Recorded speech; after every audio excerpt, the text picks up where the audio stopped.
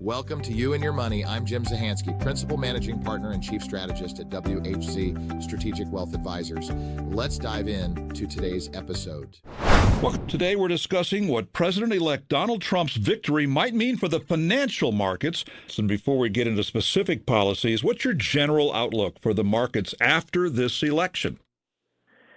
Yeah, we've been talking about leading up to this, the differences between the two presidential parties, that were in the race. And, what we end up with here with a Trump victory is likely a continuation of his policy from Tax Cut and Jobs Act of 2017. You'd likely see that extended, which, is a positive on the tax front for probably everybody listening. And then it is certainly positive, gives a positive implication to the estate planning folks where, you can have a lifetime exemption of passing wealth beyond. And I think that is a continuation of a friendly tax policy, likely less overall government oversight. There's probably, relation to, in terms of the economic policy, lower rates, lower overall government controls, and, that would mean that the markets are likely responding favorably over time. That's what we know right now, and we, as we look forward, we'll be looking at things like what do tariffs mean to the markets? What do any changes in programming means, or government change? What does it mean to the deficit, the debt? And those are the things that, as we look forward, the market has to digest as it relates to what the future Trump policies may be. And what has data shown about the stock markets performing during election years? Yeah, well, interestingly, if you look back over 90 years, over the 10-year period following any election, regardless of party, markets increase. And, that's the beauty of American ingenuity. And when, obviously, a president comes in, and then when there's a Congress, that may or may not be of the same party, there are differences in how the markets perform based on policy for sure. But what listeners should take away is that there is a way forward regardless of policy change. And that has been true for the last 90 years, past the post-World War II era.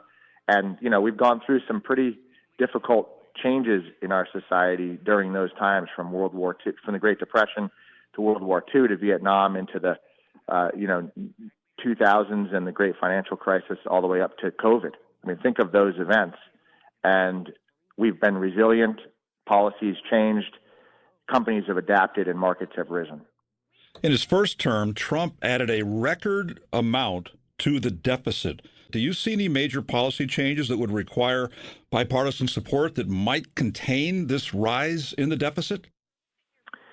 Well, there are a couple of the idea of tariffs, I think, at high rates for China and Mexico sounds really good on the campaign trail. In practical nature, we have to understand what it does to affect the global supply chain and the trade balance.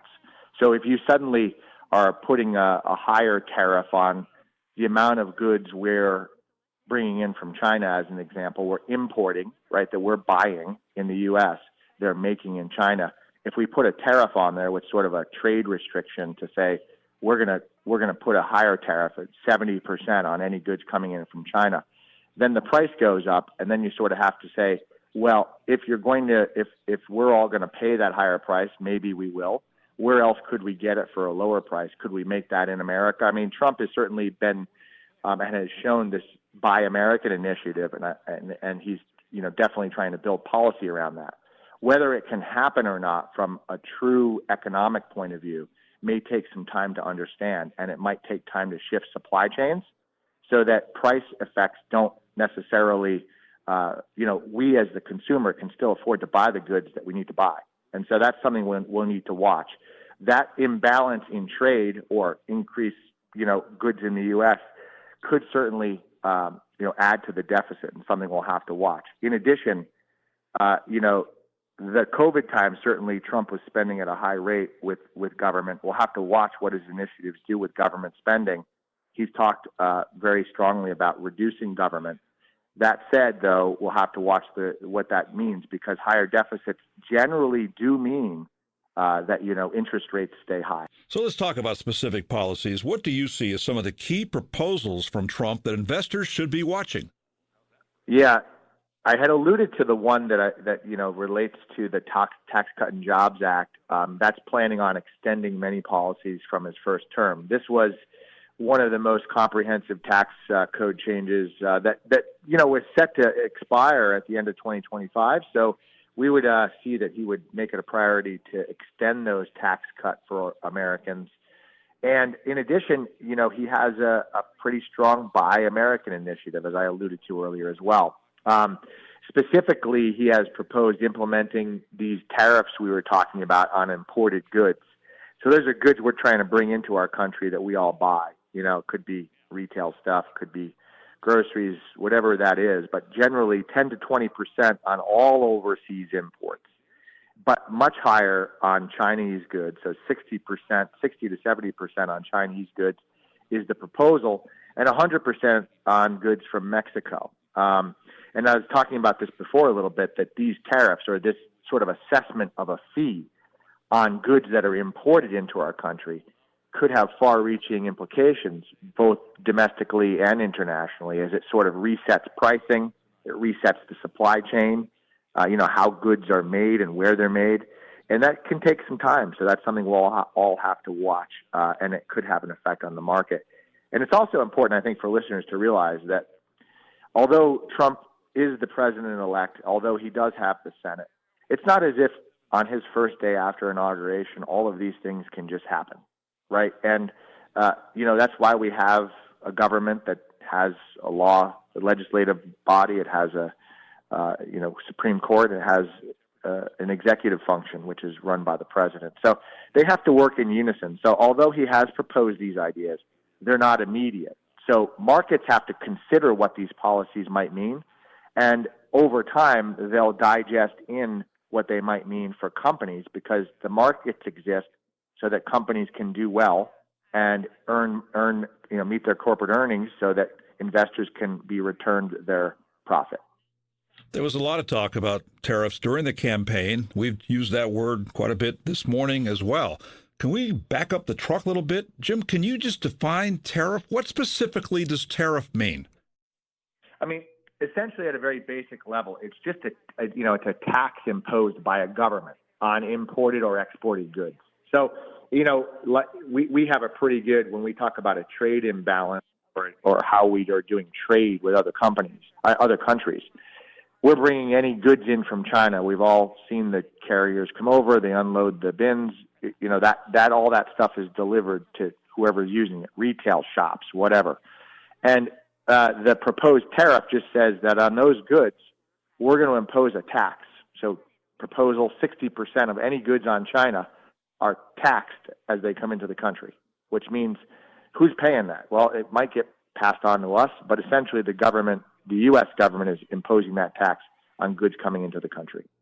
How does the cost of that tariff not get passed on to the consumer?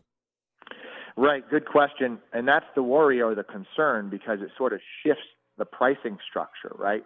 One of the reasons why, where our country is so reliant on Chinese goods has to do with the cost to make them. And it's lower, and then, companies' cost to produce it is lower, and then they can keep the price in a sort of normalized way and take a certain profit. It's not to say that this couldn't happen or that tariffs are bad, but what has to consider here is what happens with that price, how do people pay it, and can we produce it here in the U.S. or elsewhere for the same or lower price? And that has to be considered as we consider these tariffs. So Trump has proposed implementing broad tariffs on imported goods, 10 to 20% on overseas imports, 60% on goods from China, and 100% on goods from Mexico. It's been suggested consumers might pay $4,000 more from Mexico, where we get a lot of food, a lot of fruits and vegetables come from Mexico. How can that not be passed along to us? I guess avocados are going up, Wayne. I mean, that's the question. That's why, many of us who are following the economic side of that tariff proposal think it could be more tough talk in the short term, but can be worked out over the long term. You just have to rebuild the supply chain. It's not as if, in our opinion, it could happen overnight anyway. So it may happen over time, or he may use that as a negotiating ploy, with China to in some way as well.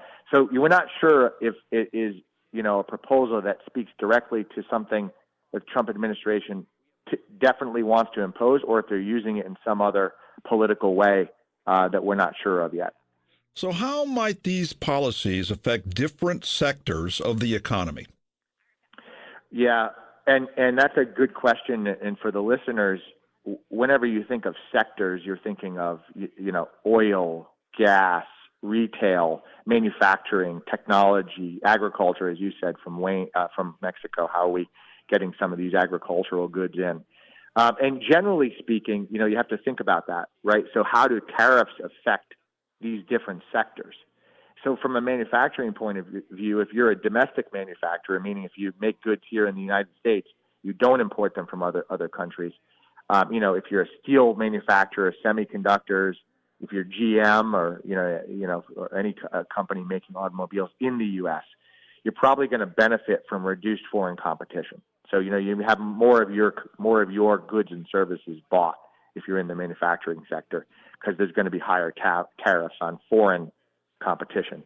If you're in the retail sector, you're on Main Street in Willimantic and you're selling shirts, or maybe you're in a restaurant or something like that. These companies, they rely heavily on imported goods. They could face higher costs, and they may need to, as you said earlier, pass those on to us buying those sorts of things. In the technology sector, clearly, a big booming part of this is the semiconductor industry, as much of this sort of business is going towards artificial intelligence. You could see significant changes, given the focus on reducing dependence on foreign chip manufacturing. You could see a supply chain for chip makers in the U.S., which could have a positive effect for both jobs and for infrastructure. So that's something we'll have to watch closely. And then the one we were talking about a bit earlier, agriculture, this could be impacted by potential retaliatory tariffs from other countries, right? Mexico could start charging us for certain things. So this is where the imbalance or the change in supply chain related to these proposed tariffs could affect the markets. So, this is what we do all day is monitor these sorts of things. And we'll be watching this one, knowing that, obviously we have a president-elect that'll be inaugurated in January, and new policies could go into effect. So we'll be watching it. Jim, you just made a reference to the effect on small businesses, including our local small businesses. Expand upon that. What might these policies mean for them? Yeah, because we have so many. I mean, in northeastern Connecticut, we're lucky to have so many small businesses that support each other through chambers of commerce and local business groups. Like any time that small businesses have evolved, or when there's shift in policy, there's both opportunities and challenges. On one hand, the reduced foreign competition might open up new markets, right? So, if you have less overall foreign competition, you might be able to, expand your market. You might be able to expand your geography. However, those that rely on imported materials, they could face higher costs. So suddenly, if we're producing a T-shirt, that's produced in the U.S. versus China, maybe that, costs more money, right? So we'll have to watch that piece of it, and that's the challenge side of it. The opportunity is the new market area.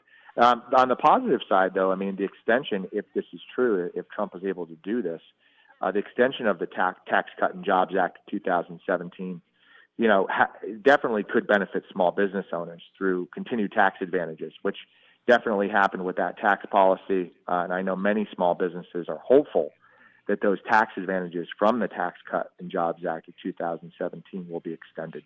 All right, what about individuals? What adjustments, if any, should investors consider making to their portfolios?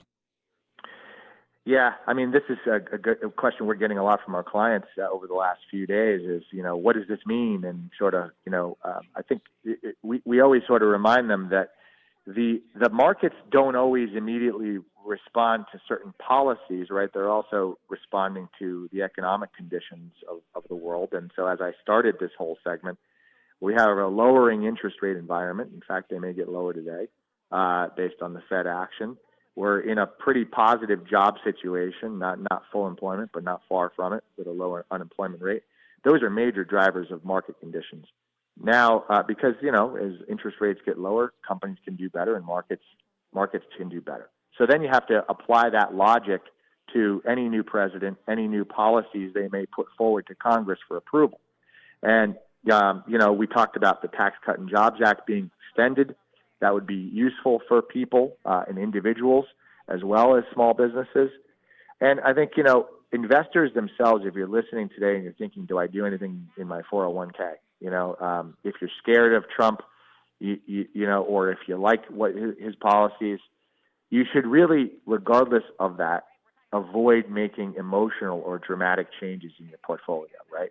Because ultimately, as I said before, in every election over the past 90 years, markets have risen the 10 years following any president being elected. So keep that in mind before you make any major strategic consideration changes in your portfolio.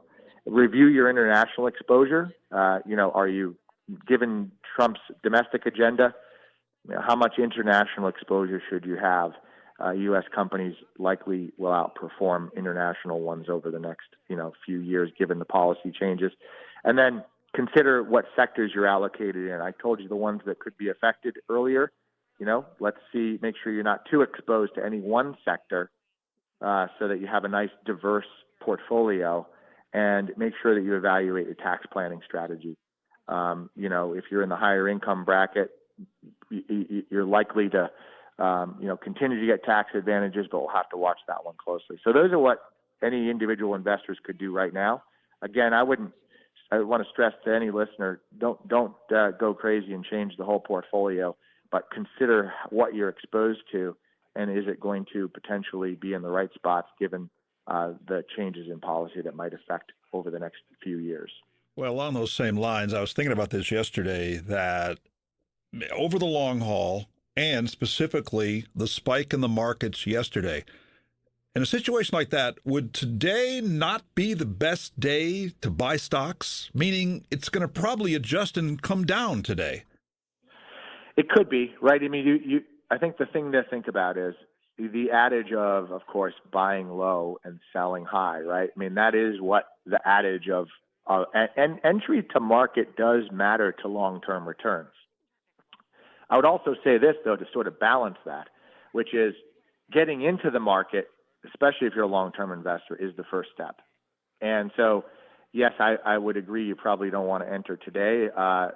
At the same time, though, if you're not in the market in any way, and you need to get in for your long-term goals, meaning you need to take some risk for future income, getting into the market is as critical as the timing of it. So keep those things in mind, and that's why, working with a professional is always a good thing, because we would understand the entry points and what that might mean for your risk levels, for your portfolio, for your future income needs, which is one of the reasons why you always invest. Really good points you've made today, Jim, and not just after a big election or other political or economic event. This is stuff that should be considered on a day-to-day basis as well. Yeah, I mean, absolutely. I think when you're all thinking about your financial plan or your retirement account or where you're getting future income, I mean, you have to consider both the political realm and the economic realm. The economics generally, the economic situation globally generally is what drives markets. Policies affect that for sure, and that's why markets respond to them. But remember, it's always those two, and so navigating it's important. Talk to your professionals to do that. Make sure you have a solid plan, and monitoring these things is always critical to long-term growth.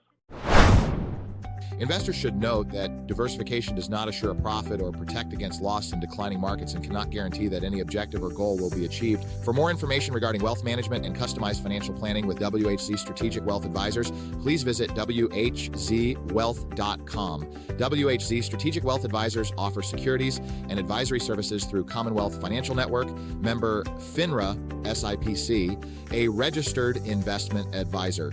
Fixed insurance products and services offered through CES Insurance Agency. They practice at 697 Pomfret Street, Pomfret Center, Connecticut 06259, and 392A Marrow Road, Tolland, Connecticut 06084. They can be reached at 860-928-2341. WHZ Strategic Wealth. Advisors do not provide legal or tax advice. The tenured financial services team strives to support clients in achieving their financial life goals while providing absolute confidence and unwavering partnership for life.